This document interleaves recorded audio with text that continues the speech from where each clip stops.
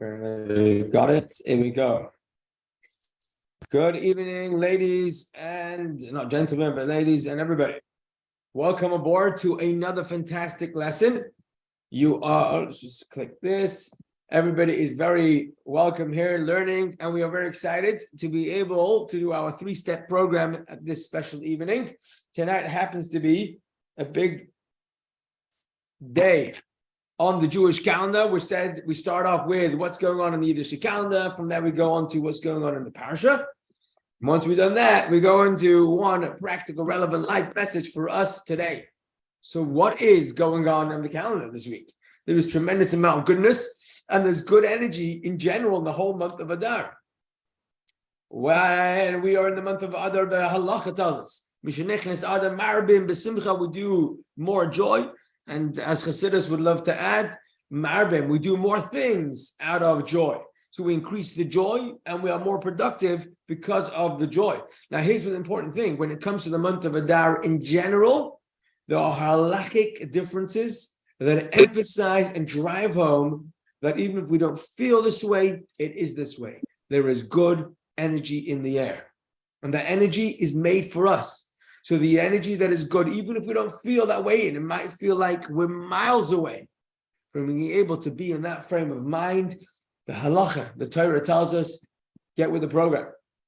Jump into it, because even if it doesn't feel that way, this is what's going on.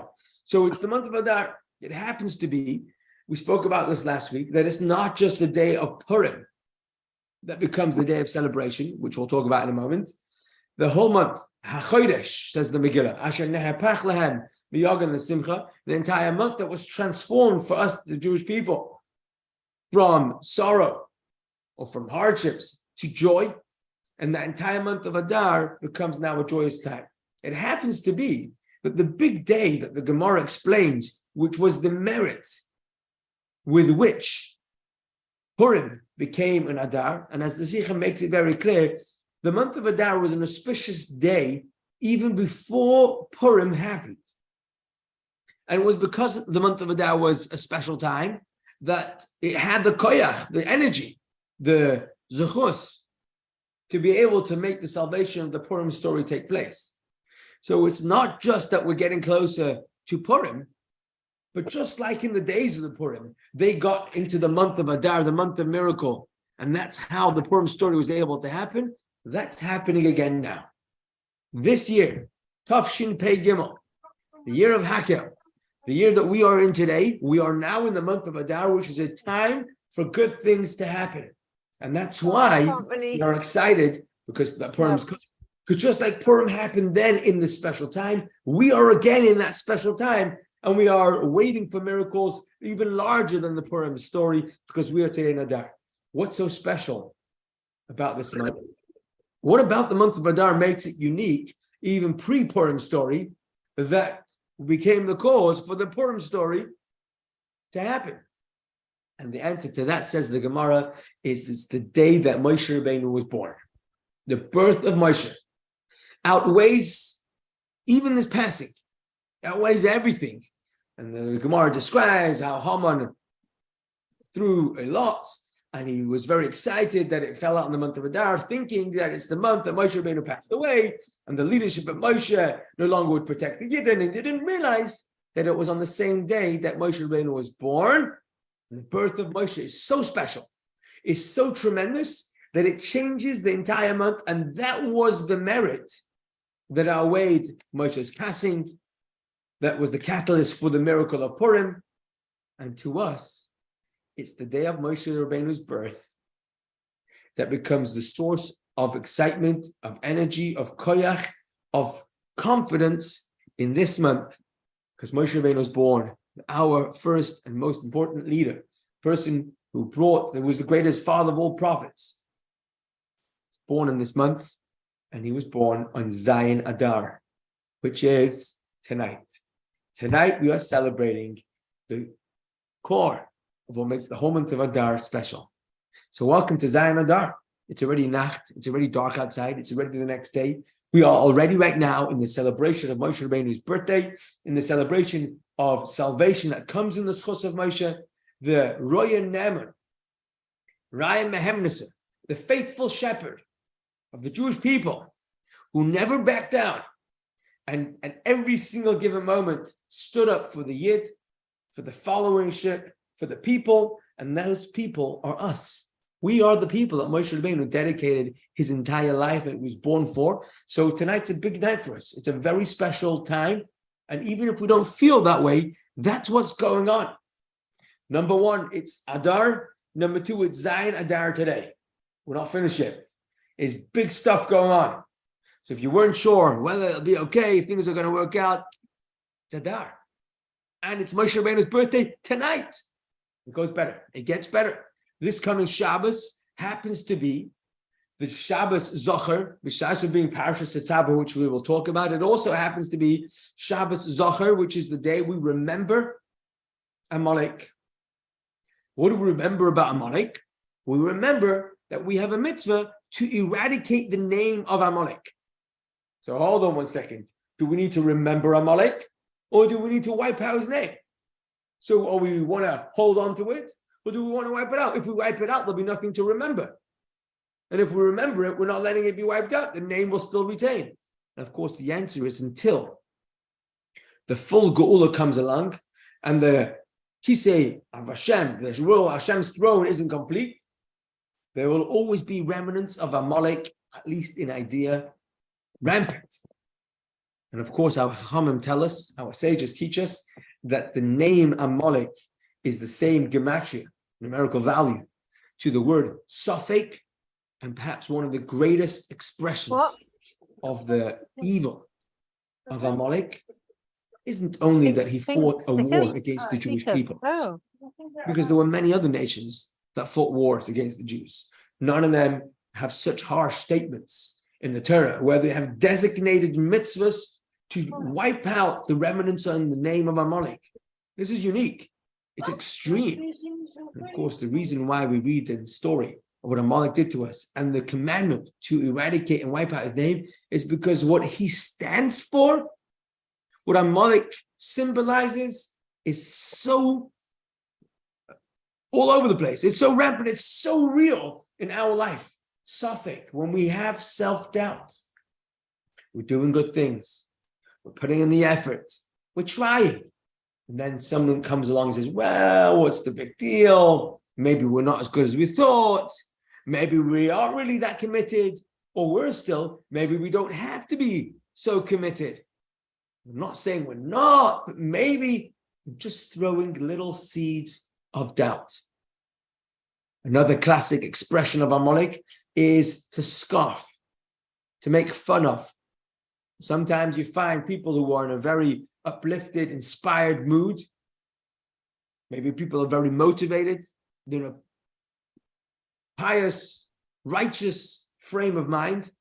And then you'll have maybe an Amalek expression where somebody nearby will just crack a joke and just dampen the mood and take away the excitement and the passion for doing the right thing. You can't argue with a joke. What are you going to say? Well, it's not a good joke. It's a joke. It's funny.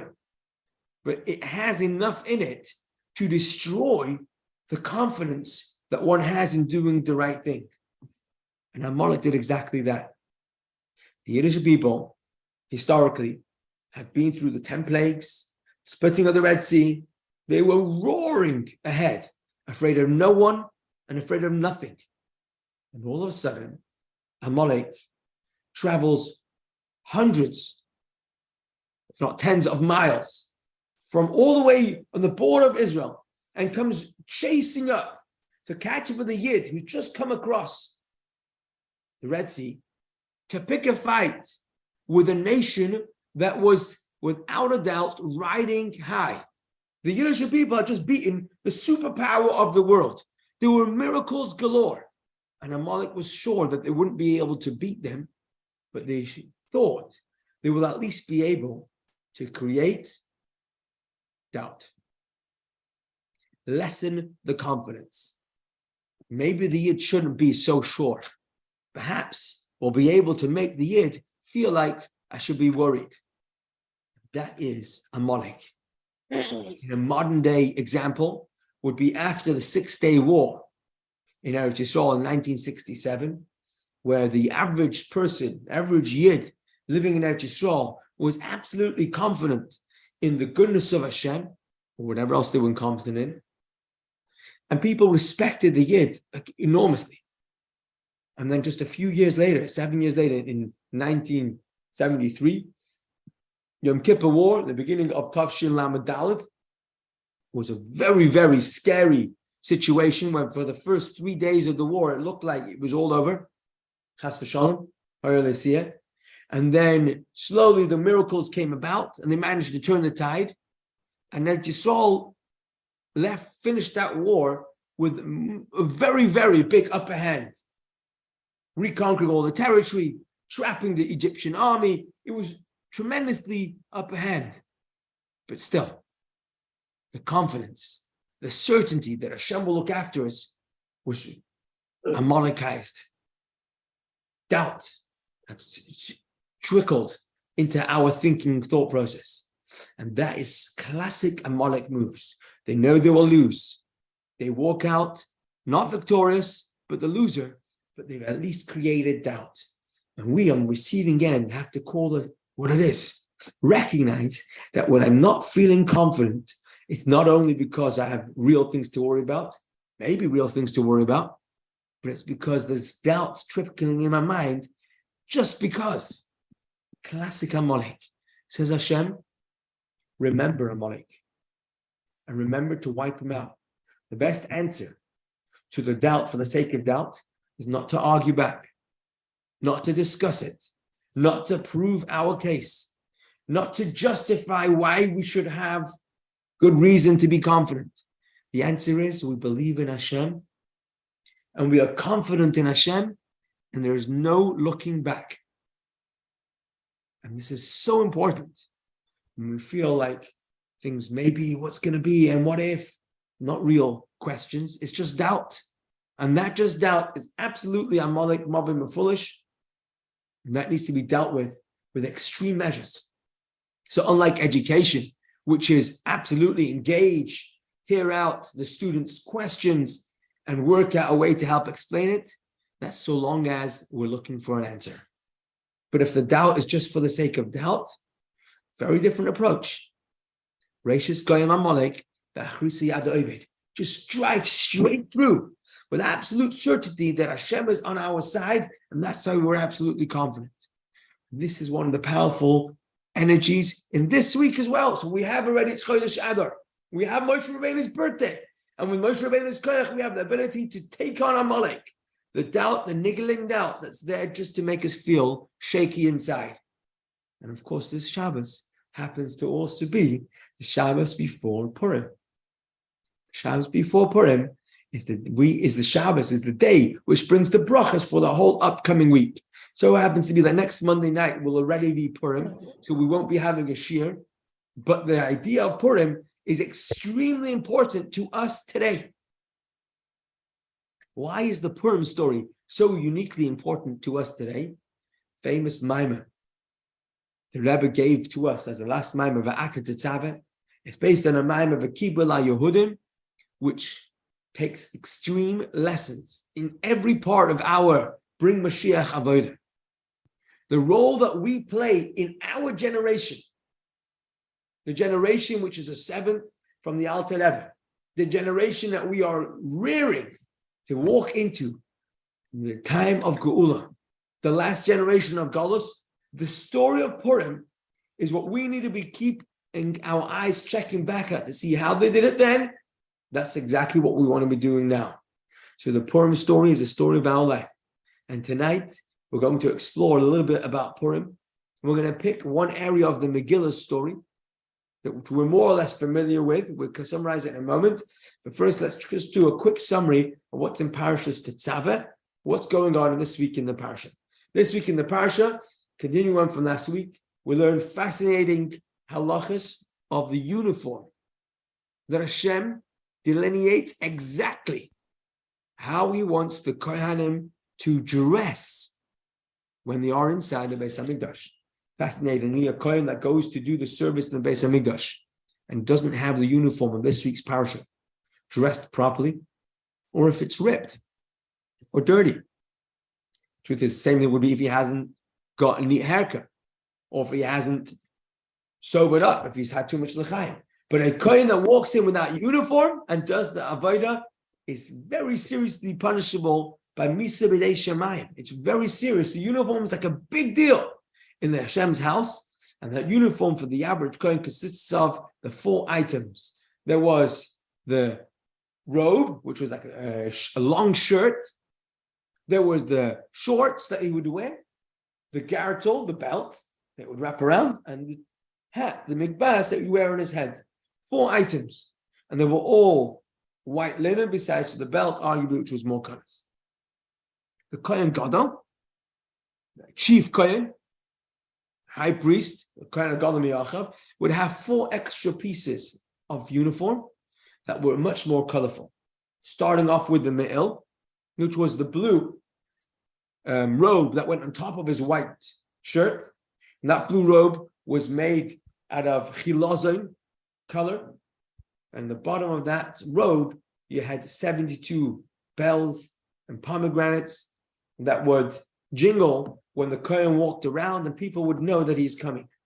Fascinatingly, the neckline of the me'il had to be sewn with a hem, folded over and strengthened, because if anyone was to rip any of the clothing of the uniform, but with the me'il especially, even by mistake, very serious transgression to rip any of the clothing, and therefore they would reinforce the hem, so as the Kohen took it on off, it wouldn't chas v'shalom, God forbid, it wouldn't get ripped. The Kohen also had the ephod, the backwards apron, and the choshen, the breastplate, choshen mishpat, which had the 12 stones on it, and the 2 extra shoham stones on his shoulders that carried the names of all the tribes of the Klal Yisrael. And the Kohen's 4th extra item was the tzitz, which was the forehead plate that had actually kodesh to Hashem. And fascinating, whilst the Kohen would wear the tzitz on his forehead, that itself brought atonement for a Kohen that would go through Tumas Tahayin and would, unfortunately, unknowingly come into the Beis Hamikdash. That would be atoned for just by the mere fact that the Kohen Gadol was wearing that extra piece of his uniform, the tzitz that said on it Kodesh to Hashem. Fascinating. The end of the Parshah talks about the inauguration, the Kehanim and the Kabbanis that they would bring. And this is, in this week's Parshah, we also have the Mizbeach Zav that was also in this week's Parshah. What we have here is a loaded Parshah full of uniform and very specific detail that we could go and talk about a lot. I just want to point out one particular area that is a beautiful piece of a sikha that uses this week's Parshah to teach us about something which is tremendous. The famous question that people ask, certainly at Chabad, they asked against Chabad, and that is, why is it that we promote and we celebrate Yiddishkeit loud in public places? I mean, Hanukkah is a classic example. When we take the menorah to the streets, and we're lighting big, massive public menorahs in the most public places that we can find. This past Motzei Shabbos, what's today, Monday? Not last night, 2 nights ago, in Times Square, in the center of Manhattan, there was 4,000 Yiddish people, the teenagers gathered together from around the world, and they had a live concert, Havdalah concert, singing Yiddish songs, Am Yisrael Chai, Uforetz to Yom HaKeibah, but not in a shul, not even in a hall, but in the most public place they could find, with the most public screens, massive, enormous screens of Times Square, broadcasting Yiddish messages, singing Yiddish songs. And of course, the argument is, okay, you want to be Yiddish, very good. You want to be proud Jews, even better. But in shul, what are you doing out in the street? And people ask this question. And the Rebbe pointed them to a Gemara that talks about the Kol Hamoni Shel Romi, when there's big noise coming from the center of the modern world. And it's noisy of the marketplaces and of the noise. The counterbalance to that is to make Yiddish noise.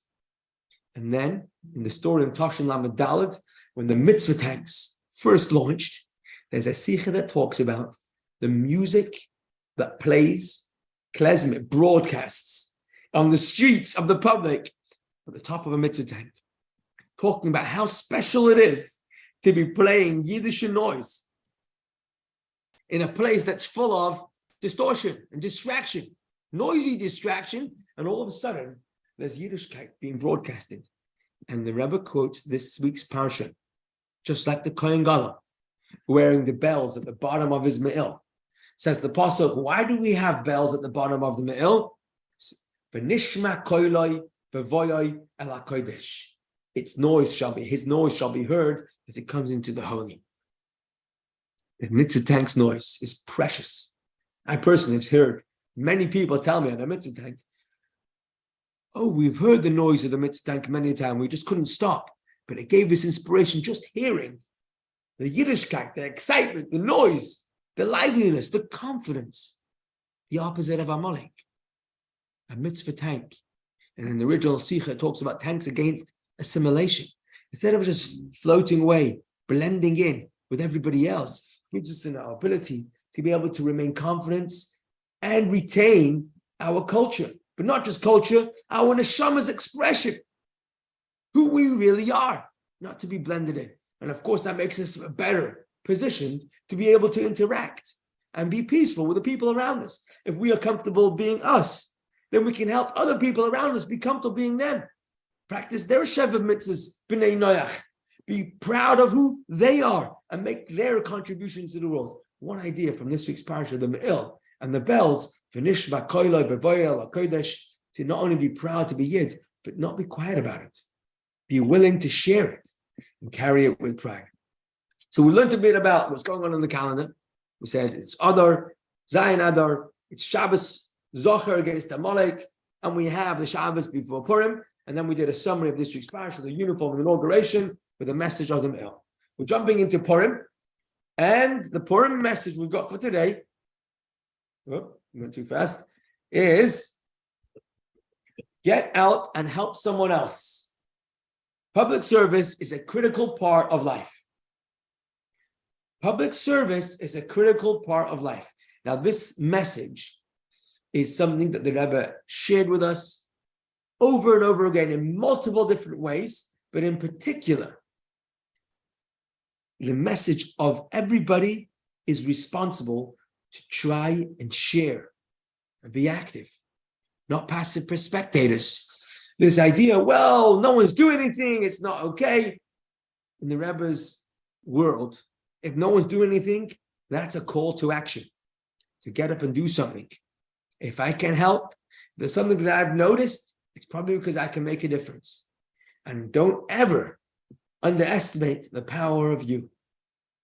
Try, and you will yet see. Everybody has to get out and help someone else.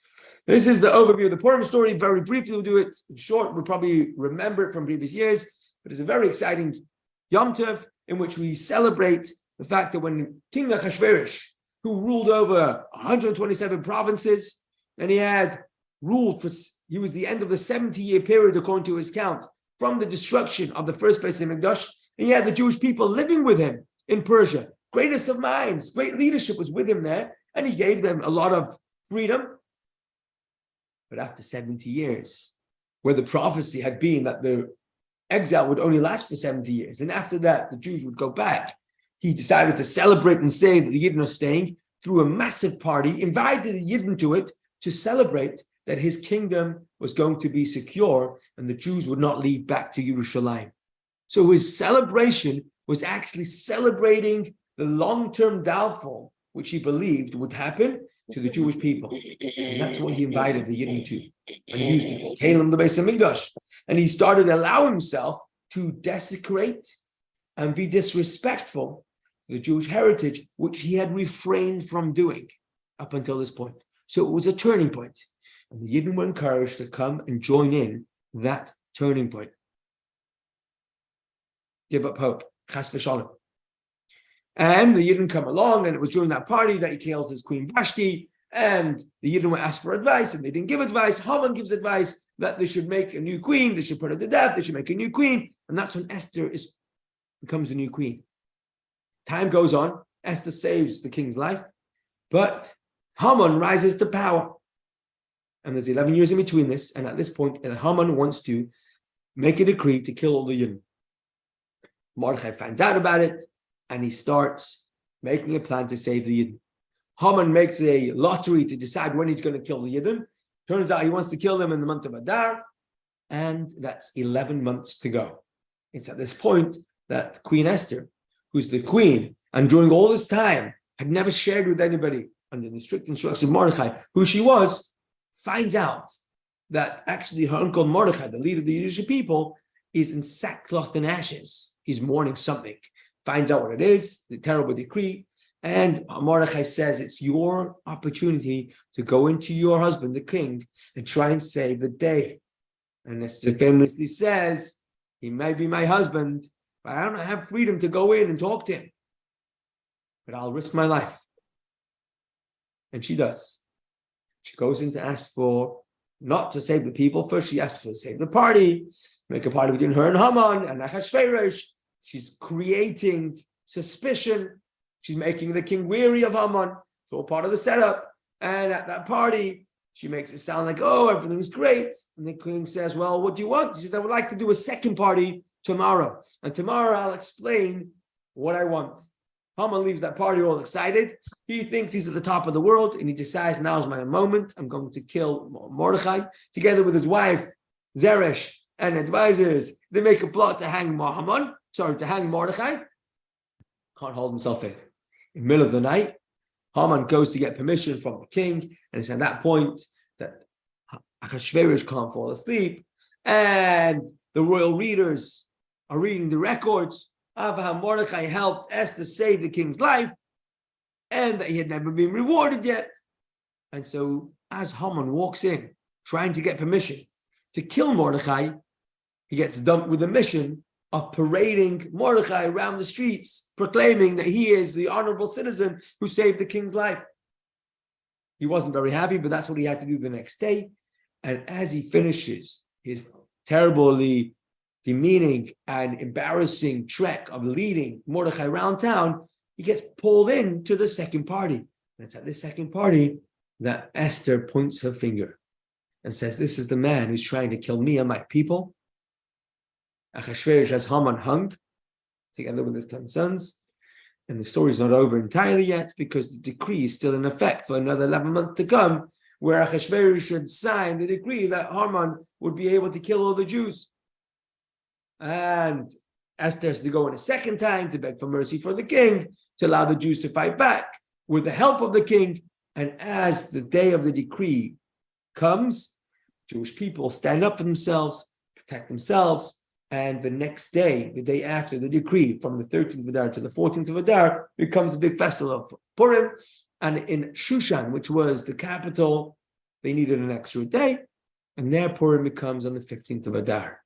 And ever since then, we read in the Megillah, the mitzvahs of Purim, the 4 mitzvahs. Number 1, which is Mem for Megillah. Hear the Megillah twice. Mem for Mishloach Manos. Give food gifts to your friends. Increase friendship with your friends by giving 2 items of food to a friend. And Mem for Matanas Avyonim. Give charity to poor people. This isn't friends. The food is for friends. Charity is for friends and non-friends, but for poor people. And that it's just 2 separate poor people. And of course, Mem for Mishta, have a feast and partake in a feast. And these are the 4 mitzvahs of Purim. Of course, there is the custom to eat foods that are hamantashin. They are, atash means like a pocket. So it's filled with delicious stuff, but on the outside just looks like a plain biscuit, like the miracle which was hidden. Inside it was really sweet, but outside it looks plain. We didn't see Esther doing miracles, but it all worked out exactly as it had to be. And also there's the minhag, there's the custom for children to dress up, masquerade, just like the Purim miracle masquerade at the hand of Hashem. We couldn't see it, but it was absolutely there. That's Purim in a nutshell. We're going to focus on one part of the Megillah, and we have half an hour left, but let's jump right in. And that is the Megillah story of what happens right at the end. At the very end of the entire story, the Jews are riding high. They've miraculously been saved from the most terrible decree. The final solution, God forbid, in its most extreme form. Every Jew in every place, in every in one day, will be hunted down, chas v'shalom. And it was signed and decreed by the ruler who ruled over all the lands in which the Jews lived. There was no escape. And yet they won. And everything was great. And Mordechai gets appointed as viceroy, second in command. So the queen is Jewish, and the second in command, second to the king, is now Mordechai, who rules over the house and over the government. Amazing, prime minister. So the pasuk says, for Mordechai the Jew was viceroy to King Achashverosh, and great among the Jews, and accepted by most of his brethren, seeking the good of his people, and speaking peace to all their seed. Fantastic. Mordechai is in a place where he can make sure all the Jewish interests are protected, and is speaking peace to all their seed, to all the offspring of all the Jewish people. But there's one interesting phraseology in this pasuk. If we look carefully, we see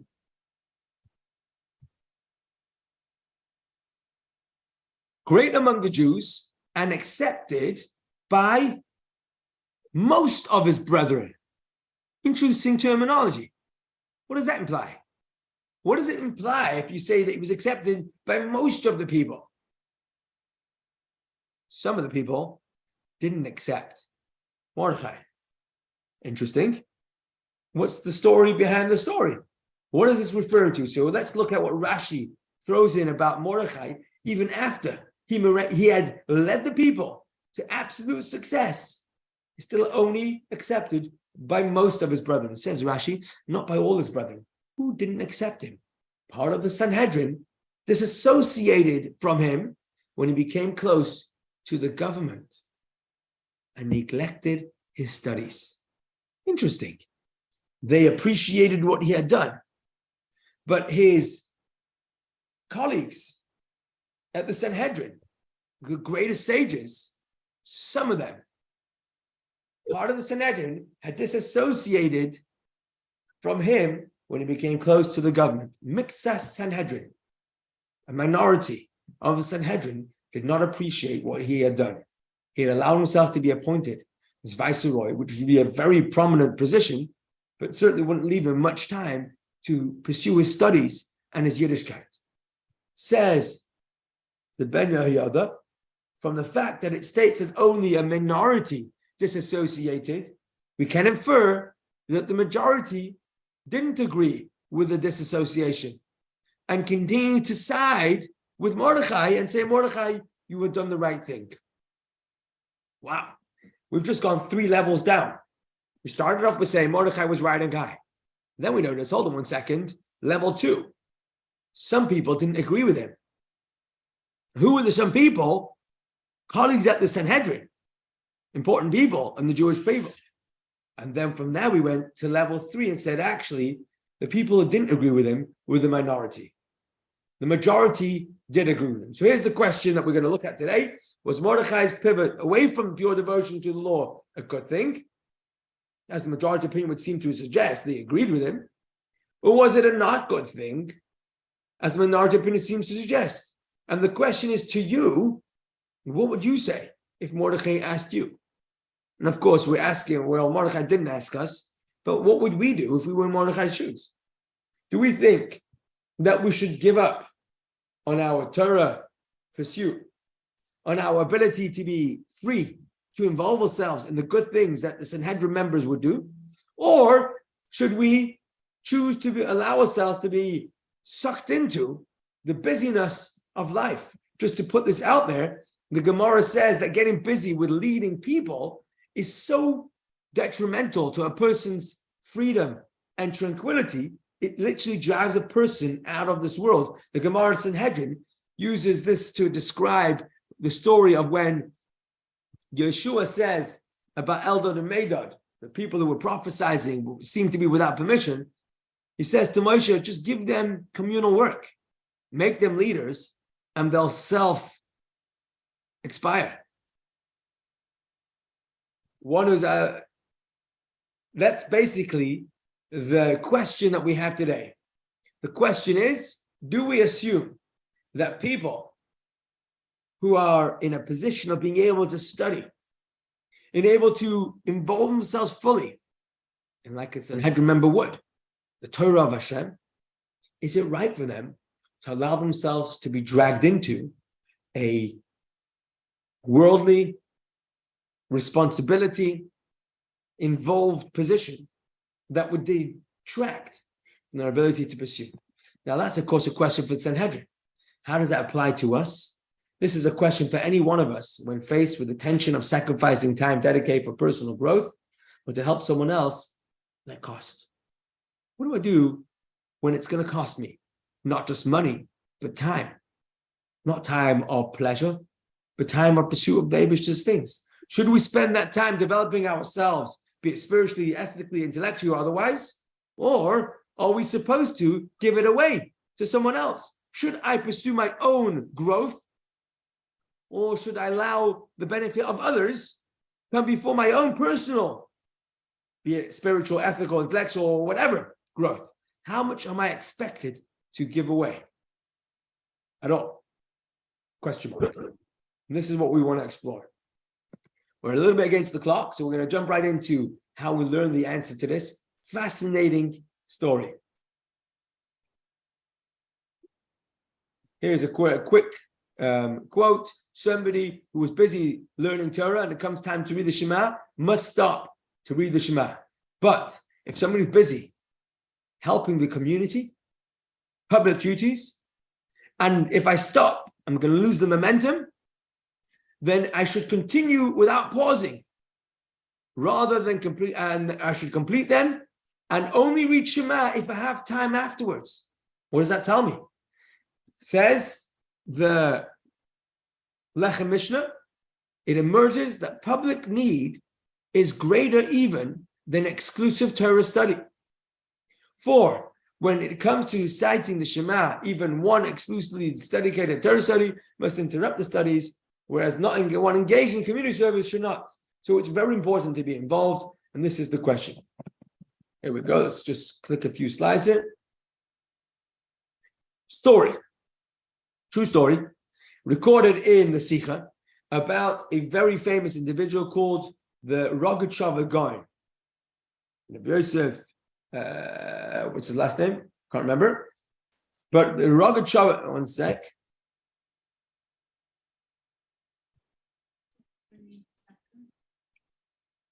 We have this. No, we don't have his name. Okay.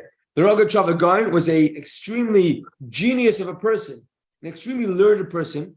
He would think faster than a computer almost. And the Rogatchover Gaon was famous for being very, very sharp and very quick, extremely witty, but he knew everything at the top of his head. He would learn Gemara, and you'd find different topics that were totally unrelated, but to him it all was the same seamless Torah shining through from topic to topic with the same theology, and you would see different quotes. To him it was all an open book. But the Rogatchover Gaon also had a lot of time for the Chabad Rebbes. And when the previous Rebbe, after the previous Rebbe was forced to leave Russia and arrived in Riga in Latvia, he once attended a conference of rabbis together with community leaders and activists, which was dedicated to the cause of Russian Jewry. The Rogatchover Gaon was one of the participants. One of the suggestions at this conference was to establish a committee who would periodically meet and discuss how to best serve Russian Jewry. The Rogatchover was asked to be a part of this committee. He demurred, stating that the decision to participate is hinged upon an argument between the Bavli and the Yerushalmi, the Babylonian Talmud and the Jerusalem Talmud. Fascinating. The Rogatchover Gaon, a genius of a man who spent his entire day learning and studying nonstop. They say it was hard for him to sit down and have a haircut because to cut his hair would mean he had to stop studying. And his mind was racing so fast. The hardest day of the week for him was Shabbos, because during the week he could write, and the write would slow down the flow of information in his master brain. But on Shabbos he couldn't write down, and he would be struggling to keep up with his enormous mind flying through things. And now he's been given the challenge: will he give up some of his time to sit on a committee for the furtherance of Russian Jewry? And he didn't take it up. He said for him, he can't do it.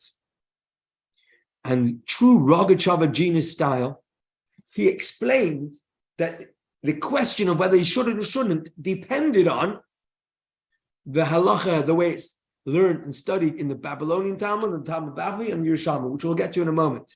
I do just want to put it out there. The Rogatchover Gaon was unique in his level. And although he turned down being part of the committee, he continued to be involved, not sitting on the committee, but giving advice and weighing in on many an occasion in the sake of the Russian jury. But to be on the committee, he personally turned down. And fascinatingly, he connected it to a Bavli versus Yerushalmi, which we'll do briefly outside, because reading the text will take a bit longer. There's a famous Gemara that describes that the righteous early generation pious men would wait 1 hour before davening. They would then daven for an hour, and then after davening, delay another hour before they would go on with their day. If we daven 3 times a day, and each time we daven, it takes us an hour before, an hour for, and an hour after, that's 3 times 3 hours. That's 9 hours a day we're busy davening.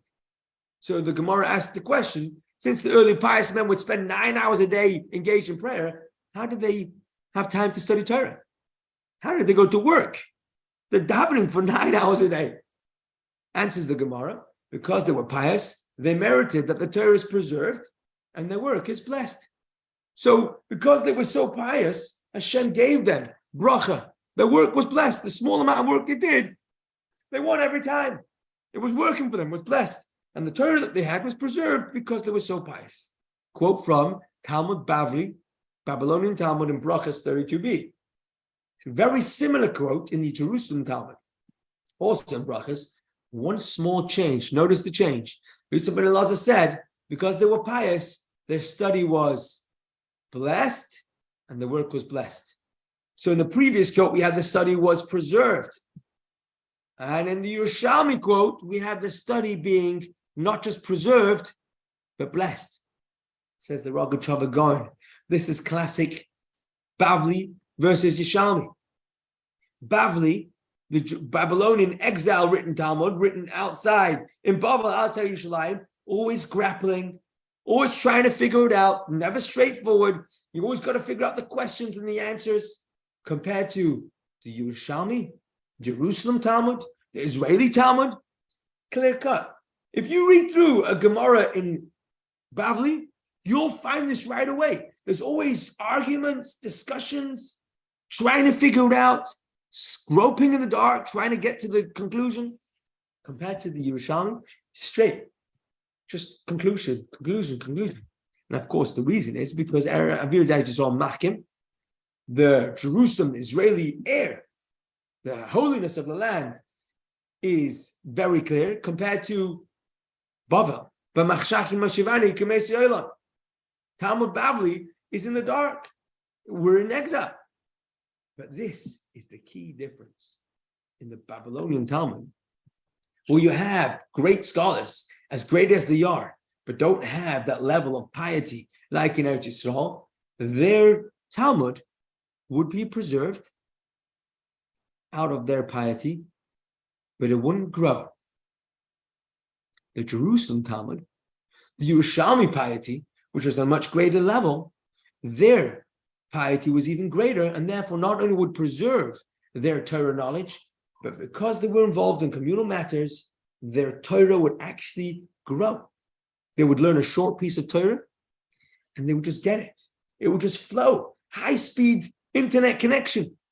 High-speed super learning. And it's understood that the halacha is always follows the Bavli over Yerushalmi, says the Rogatchover. If the law was like the Yerushalmi, that my Talmud would grow. I wouldn't lose out by becoming communal man, because by being communal man, I'll lose in time, but in quality, it would make up for it. Because the law would be like Yerushalmi, but I'm not as pious as that, says the Rogatchover. The law follows the Babylonian Talmud. And therefore, if I were to take on this position, then I would not lose the Torah that I've learned, but I would be losing in the ability to gain more. Now, the Rogatchover turns down the offer. However, in Rogachover, as the Sikha explains, is the exception to the rule. The Sikha compares the Rogachover to someone like Rabbi Shimon Bar Yochai, who lived for 13 years in a cave. As the Gemara describes it, Tarasoi Umnasoi, he was a unique individual whose entire life was nothing but Torah study. Therefore, he didn't have to become a commune man, and nevertheless he did. He got involved, but he didn't join the committee. But everyone else, people like you and I, we learn from Mordechai. The Mordechai message is that he was part of the Sanhedrin, and even though he was dedicating his life to Sanhedrin work, when the opportunity or the responsibility to go out and do something which was out of the pale of the Sanhedrin work, which would cost him enormous amount of time being involved in leading the Persian Empire, but it would put him in a position where he could watch out for his brethren and do goodness for the people. Mordechai knew that this was his role. How did he come to that conclusion? From where did Mordechai know that it was okay for a person like a Sanhedrin member to do this? Hello. And the answer is, it's in the laws of Sanhedrin itself. In the laws of the Sanhedrin, it's included this law. What's the law of the Sanhedrin? The Sanhedrin generally would sit in the Beis HaMikdash. However, members of the Sanhedrin, says the Midrash Eliyahu, members of the Sanhedrin appointed by Moshe, Yeshua, Pinchas ben Elazar were supposed to tie belts of iron around their waists, proper hiking clothing, lift their cloaks above their knees, get their shorts on, roll up their lift up their socks, and visit every town in Israel. Nowadays, big deal, you get on the train. No. They're walking up and down the country. One day in Lachish, another in Beisel, another in Hebron, another in Shalayim, and really everywhere. What were they doing? Walking around up and down the country, teaching the people Torah. And that's a responsibility of a member of Sanhedrin. That's what Sanhedrin have to do. Even though the law is that Sanhedrin can only adjudicate their special laws that they can do whilst they're sat inside the Beis HaMikdash. And here you are telling Sanhedrin members to leave home, to leave their holiness, and to lessen, to detract from their ability to retain that tremendous madrega, because this is the message that Mordechai's behavior teaches us. He looked at what Sanhedrin have to do. Although people have tremendous, high, lofty, spiritual pursuits that are commendable, ideals, things that we do want to follow, but nevertheless,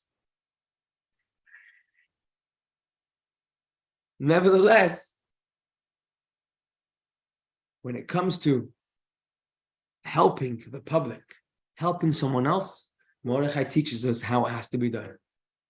He's to pick himself up, move himself over, just like the Sanhedrin did when they went around to encourage the masses. We must all emulate, says the Sikha, at least in some minor way, Mordechai's behavior and commit to becoming viceroy to the king, so as to seek the good of his people and speak peace to all their seed. We could do what our part is to think about what other people's need, even if it means that our own personal growth might take a hit. And as the Rogachover says, even the pious might lose out in their ability for things to grow. Nonetheless, we have to do that. It's important for us to do that because that's how we make a real difference. Though such a commitment will demand sacrifices for many, forcing them to forgo perfecting their own personal affairs, the sacrifice is justified by the greater good that comes out of it. So in summary, what we've said right now is that Mordechai teaches us a powerful lesson. Mordechai knew that some of the Sanhedrin members couldn't hack it. They couldn't understand. Now, interestingly, it doesn't say that some of the Sanhedrin members thought he was wrong. It doesn't say that in the Megillah. It says most of the Sanhedrin, most of his brethren accepted him. And the Gemara just says that the other ones disassociated themselves from him. Interesting terminology for a Gemara. Disassociate doesn't mean condemned him, doesn't even mean that they considered him wrong. Sikha goes on to say they actually agreed that what he was doing was so praiseworthy, it's worth recording in the Megillah that Mordechai took on a governmental position in order to be able to create the greater good. For them, they couldn't bring their minds to think of it in those terms. In our day and age, we know of people who, like the minority in the Sanhedrin, can't imagine themselves being involved in sharing, in talking English, in talking layman's terms, the deep ideas that they have. And instead, they continue to pursue their own self-improvement, which is truly commendable. But actually, Mordechai teaches us something even more of an ideal. And that's what we're learning here. Sometimes we have to find those times. If you're not dedicating any time to someone else's needs, and if the reason is because my own personal matters is the excuse, something isn't right. Something isn't the way it needs to be. We'll finish off with one more text, and that is the final part of the Sikha. If Mordechai's behavior is called for when it comes to saving the Jewish body, certainly, in the classic Gemara terminology, kal v'chayma, all the more so, we must adopt this approach when it comes to saving another Jewish soul. If looking after someone's wealth, health, finances is important enough for someone to give up their own spiritual pursuit, all the more so, it must be important to put my own spiritual pursuit on hold for the sake of helping another Jewish soul's spiritual growth. We must sacrifice our own personal perfection to save another Jewish soul. Perfection of ourself is important, not at the expense or the excuse of, not to excuse something else. And here you have it. It's the example that we learn from Mordechai. Life isn't only about reaching the apex of personal perfection and fulfillment, it's also about helping and sacrificing for someone else. And ironically, this is the clincher, that itself is the apex of human achievement. We often think, if I can make myself that much more perfect, if I can make myself that much more better, we have to remind ourselves that real human growth isn't when we don't make mistakes. It's not when we are managing to ignore our own humanity or materialism. That's not how we measure success. Success is when we're making a real difference in Hashem's world. We're bringing Hashem's message to reality, and a big part of that is watching out for and helping the growth of others. So in summary, we started off today with talking about what's going on this week in the calendar, what's going on this week in the Parsha, and as a Purim message, we zoomed in on one particular pasuk that describes what happens after the entire miracle comes together. What does Mordechai do once the miracle is in place? Mordechai sets himself a task, thinking about others, even if there's a cost to himself, finding ways to make other people experience that same success. So we want to say thank you very much for joining. A big shout out to Mrs. Leah and Rabbi Rachel Cohen, and for sponsoring the class, and wishing every single one of us a very happy and joyous Yom Tov Purim. It should be like Yehudim, Hoysa Oira, V'Simcha, V'Sasim, Vikar, true joy. And of course, we should carry that joy with us wherever we go. Thank you very much for joining, and I look forward to seeing you in 2 weeks' time, hopefully.